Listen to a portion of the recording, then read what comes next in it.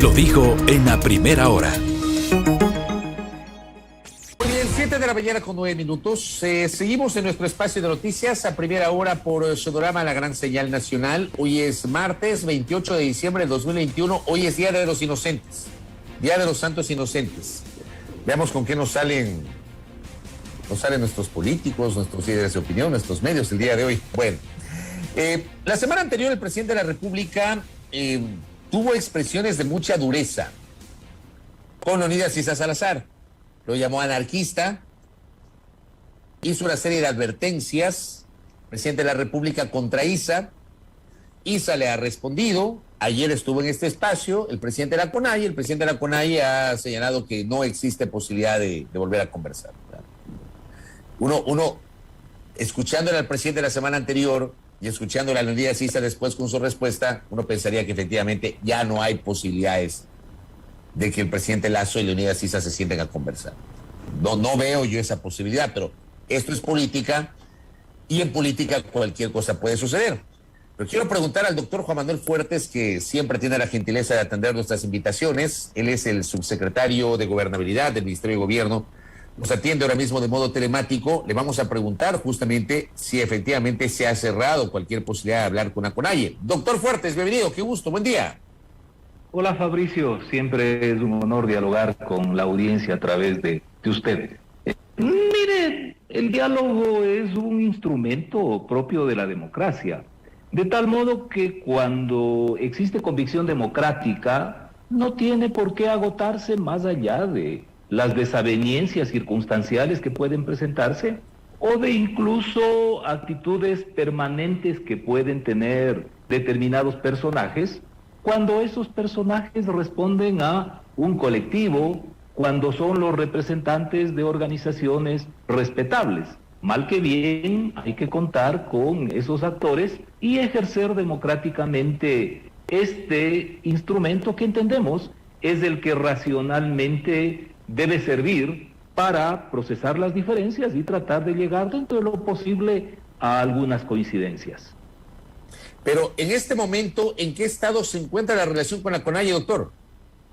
A ver, creo que hay que diferenciar, y esto ya en algunas oportunidades lo hemos manifestado Fabricio, que por un lado la CONAIE no es la única organización del país, ni siquiera del movimiento indígena, y que tampoco se puede atribuir que el señor Issa es un equivalente absoluto a la CONAIE.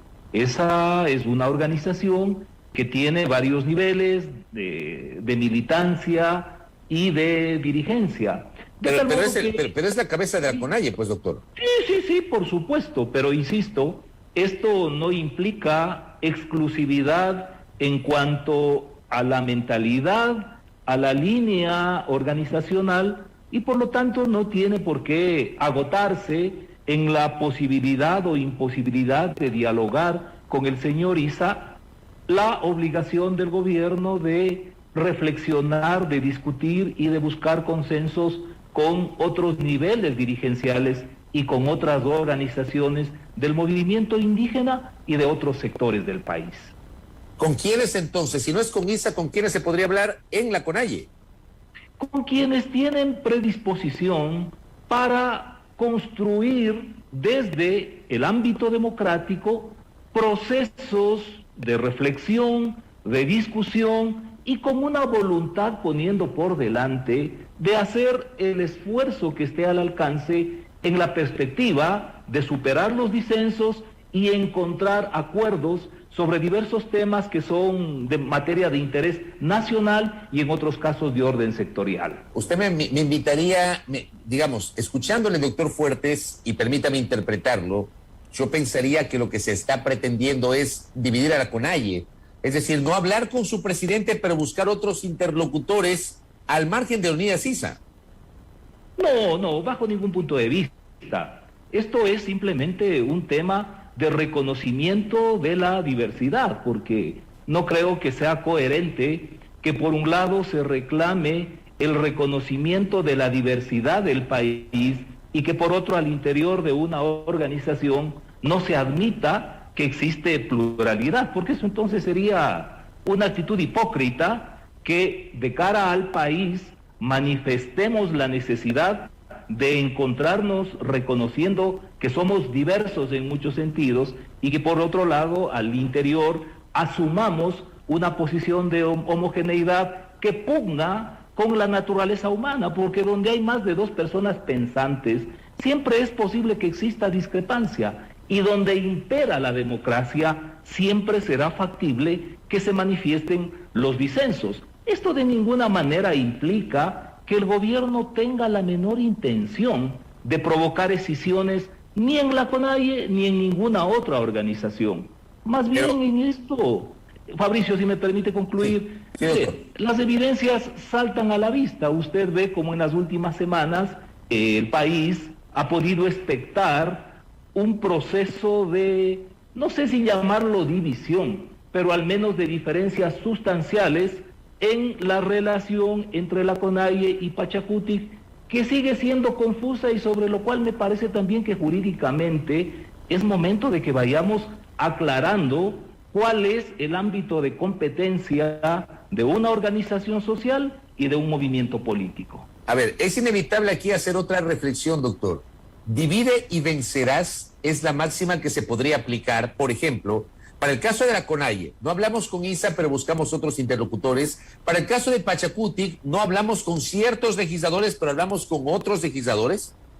No, Fabricio, a ver, no cabe desconocer realidades que históricamente han formado parte en las relaciones de poder.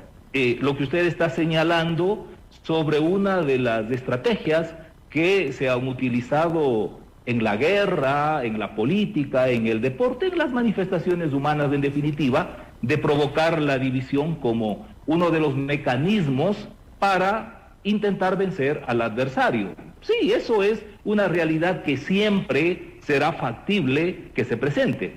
Pero digo, en el caso del gobierno, nosotros no tenemos interés en desgastarnos en eso. No se puede perder de vista que todos los sistemas y consecuentemente las organizaciones en el mundo entero están sometidas al riesgo de conflictos, de implosiones internas, y de eso la CONAIE no está exenta. Hoy vemos que por diferencias de carácter ideológico, por el modelo de dirigencia que imprime el señor Issa, tienen divergencias, conflictos que al parecer está alcanzando una magnitud muy profunda, pero esa no es responsabilidad del gobierno, de tal modo que no vamos en la onda de él divide y vencerás.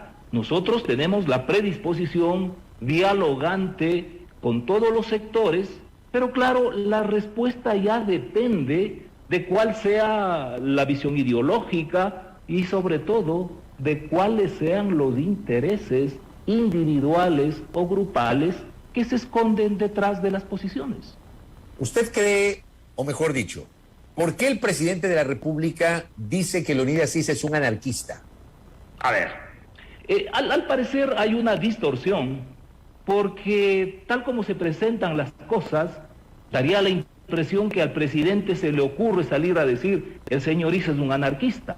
No, esto es en el contexto de preguntas que le formulan al presidente Lasso, y entre otras respecto de estos anuncios que ha formulado desde semanas atrás, desde meses atrás, el señor Issa en torno a movilizaciones que está programando para el mes de enero. Esto lo ha anunciado públicamente. Y frente a eso, el presidente lo que ha señalado es algo que no es sino una descripción de la conducta que evidencia el señor Issa. Y esto es que a él le interesa el caos, el relajo. No se está refiriendo necesariamente el presidente a que el señor Issa es un seguidor de la doctrina política del anarquismo, que esa es una filosofía sistematizada, respetable. Lo está haciendo en el sentido más bien del desorden. De tal modo que hay que contextualizar por un lado y por otro dejar en claro que el presidente lo que está es describiendo la conducta que ha evidenciado el señor Issa. A ver, el presidente de la República, le voy a dar lectura a lo que publicó el 22 de diciembre a las 11:13 de la mañana, diario El Universo, sobre las declaraciones del presidente de la República. Cita textual que hace diario El Universo, doctor Fuertes. Dice: el señor Leonidas Issa es un anarquista, odia la democracia, la institucionalidad. Hay que enfrentarlo con la Constitución y con la ley en la mano. Lo vamos a enfrentar con todo el poder del Estado, con toda la fuerza pública, para que quienes quieran anarquizar este país, interrumpir servicios públicos y profundizar una crisis económica ya de por sí afectada por la pandemia, terminen con sus huesos en la cárcel, porque no hay más alternativa si quieren anarquizar el Ecuador. Este gobierno no se lo va a permitir al señor Leonidas Issa. Dice: Issa es eficiente en incendiar edificios públicos, promover el secuestro de periodistas y policías, en mandar a alguien a tirar una piedra por la espalda a un periodista, eficiente en agredir a la ciudad de Quito. El Universo cita textualmente lo que dijo el presidente de la República, doctor. Ok, glosemos lo que usted está reproduciendo, Fabricio. Uno, y esto es oportuno, es conveniente que ante el país nos quitemos los antifaces y nos mostremos en realidad como somos. ¿A qué me refiero? Está claro para el país si el señor Issa cree o no en la democracia representativa, en la democracia occidental, o más bien, a partir de los pronunciamientos que ha formulado en diversos momentos, en diversos espacios, no es que el señor Issa es partidario de tesis como la dictadura del proletariado, por ejemplo. El señor Issa cree en el conflicto propio de la democracia o cree más bien en la lucha de clases. Porque estos no son temas menores, estos marcan la línea, el comportamiento, la gestión que tiene cualesquier actor social y político. ¿El señor Issa cree en la propiedad privada? Es decir, a partir de esta configuración, creo que el país puede verificar y en función de eso catalogar si individualmente cada ciudadano coincide o no con el señor Issa. Dos, ¿es verdad o no que el señor Issa promueve el desorden, el bloqueo de las carreteras, la conculcación del libre derecho que tenemos los ecuatorianos de circular, de acceder al trabajo, de ejercer nuestras labores cotidianas sin sufrir obstrucciones? Tres, ¿el señor Issa ha sido o no en octubre del 2019 partidario, por ejemplo, de esas vejaciones a las que le sometieron a oficiales y a miembros de la tropa de la Policía Nacional? Es decir, si examinamos con serenidad, vamos a percatarnos que el presidente de la República no es que se está inventando realidades inexistentes. Cuatro, ¿es verdad o no que desde el punto de vista constitucional y legal al gobernante le corresponde ejercer su función respetando y exigiendo el respeto al ordenamiento jurídico? Y cuando alguien incurre en una infracción, conculca los derechos de los demás, debe o no someterse al ejercicio de la autoridad a través de los procesos respectivos para que se investigue y se imponga las sanciones del caso. Entonces, si es que en la medida que el señor Issa ha anunciado que va a caotizarle al país, eventualmente infringe la ley, incurre en infracciones, no es obligación no solo del gobernante, sino de todas las autoridades en las diversas funciones, activar los mecanismos institucionales y legales para proceder a la sanción, porque el otro es la impunidad. De tal modo, Fabricio, que si esto lo analizamos con tranquilidad, seguramente vamos a desprender que no es que el presidente de la República está inventándose situaciones que no existen simplemente para manifestar una discrepancia ideológica o política con el señor Issa. No, está trazando la cancha y anteponiendo la Constitución y la ley como el marco de referencia al tenor del cual debe verificarse la conducta de dirigentes como el señor Issa, que, insisto, promueven el caos y el desorden en el país. El presidente, y voy a volver a citar esta declaración leyendo la nota del Universo. El presidente ha dicho, ISA es eficiente en incendiar edificios públicos. Yo le pregunto a usted, cuando hablo de edificios públicos, lo primero que se me viene a la mente es el edificio de la Contraloría General del Estado y el incendio de octubre de 2019. ¿El gobierno tiene certezas de que detrás del incendio del edificio de la Contraloría o de otro edificio estuvo Leonidas Issa Salazar? A ver, el presidente ahí está formulando una declaración política en función de los hechos de los cuales tiene conocimiento el país. Ciertamente que hace falta un pronunciamiento de carácter judicial. Sin embargo, lo que el país no puede obviar es que en octubre del 2019 se cometieron una serie de desafueros, incluyendo actos vandálicos contra los bienes privados y los bienes públicos. Y en ese contexto me parece fácil colegir entre quienes tienen conocimiento en materia jurídica que cuando existen delitos cometidos por la muchedumbre, la responsabilidad de inicio recae entre quienes pueden ser identificados como los instigadores. De tal modo que hay que contextualizar lo que ha señalado el presidente de la República en el orden de privilegiar la convicción y la vigencia del sistema democrático, que tiene que caracterizarse por el respeto a la normatividad y a la institucionalidad. Y cuando se provocan situaciones tan nefastas como lo que ocurrió en octubre del 2019, caben algunas lecturas. Claro, para quienes le apuestan desde su convicción ideológica, desde su sustento en la violencia, como el detonante principal de los cambios históricos, o a quienes coyunturalmente les conviene provocar desestabilizaciones, sin duda alguna que eso será plenamente justificado. Para quienes creemos en el imperio de la racionalidad, de la norma, de la institucionalidad, sin duda alguna esto debe ameritar el reproche, no solo democrático, político, sino también de carácter legal e institucional. Si ustedes, doctor Juan Manuel Fuertes, si el gobierno tenía clara la película respecto de Leonidas Issa, de su papel en octubre del 2019, de su actitud en el curso de este año, antes y después de su elección como presidente de la CONAIE, ¿por qué el presidente Lasso accedió a sentarse con él a conversar en octubre y noviembre pasados?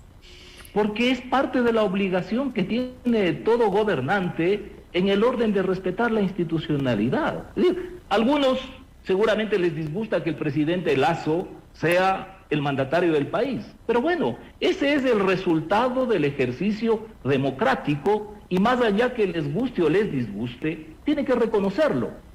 En el caso de el señor Issa, el presidente de la República, como no puede ser de otra manera, ha extendido su brazo a efectos de promover un diálogo democrático, incluyendo a quienes representan, en este caso, a una organización social como la CONAIE. Claro, en el desarrollo de estos meses, lo que hemos visto no es precisamente una actitud constructiva por parte del presidente de la CONAIE, sino más bien una ejecución y una preparación para nuevas jornadas de convulsión, de desorden, y esto también hay que reconocerlo. Es decir, por un lado el señor Issa va a seguir promoviendo eso, él sin duda alguna, legítimamente, tiene expectativas de carácter político electoral, y en gran medida me imagino que el promover este tipo de desórdenes alimenta su protagonismo. Pero por otro lado, sigue siendo el presidente de la CONAIE, y en ese orden de cosas hay que reconocer que tiene esa condición, y por lo mismo hay que dialogar, a pesar de que reconozcamos, tiene esas características que no son precisamente propias de la democracia occidental. Había que dialogar antes, pero ya no hay cómo dialogar en el futuro, doctor. No, o sea, siempre, no solo que es posible, es necesario continuar impulsando los procesos de diálogo. La historia de la humanidad es una suerte episódica de relatos de encuentros y de desencuentros. Usted ve como entre países han existido guerras fratricidas que finalmente han terminado en acuerdos de paz. Esto es dialéctico y por lo tanto no hay que por un lado asombrarse de la discrepancia, como tampoco hay que admirarse cuando es posible que aterrice la racionalidad y en función de ello puedan haber encuentros más allá de los afectos o desafectos personales sobre temas trascendentales de la sociedad. ¿Cómo evalúa usted estos primeros 7 meses del gobierno en función de su relación con los sectores sociales? Hemos hablado de la CONAIE, pero también el gobierno, entiendo, ha tenido acercamientos con otros sectores como la FENOCIN. Creo que con la FENOCIN hay una relación poco más armónica que con la CONAIE o con la FEINE. ¿Qué pasa con el tema de los sindicatos? El gobierno tiene una relación más armoniosa con la CUT, que fue este gremio creado hace algunos años en el tiempo de Rafael Correa para convertirse en un contradictor del FUT, pero es un gremio que claramente, digamos, se ubica de acuerdo al gobierno de turno. O sea, la CUT tuvo una posición en el tiempo de Correa, tuvo otra posición en el tiempo de Moreno y ahora tiene otra posición en el gobierno de Lasso, mientras la gente del FUT dice, nosotros pedimos reuniones al presidente y no nos contestan. ¿Cómo está la relación del gobierno con los otros sectores sociales y gremiales, doctor Juan Manuel Fuertes? Fabricio, hay de todo, ¿no? Hay de todo.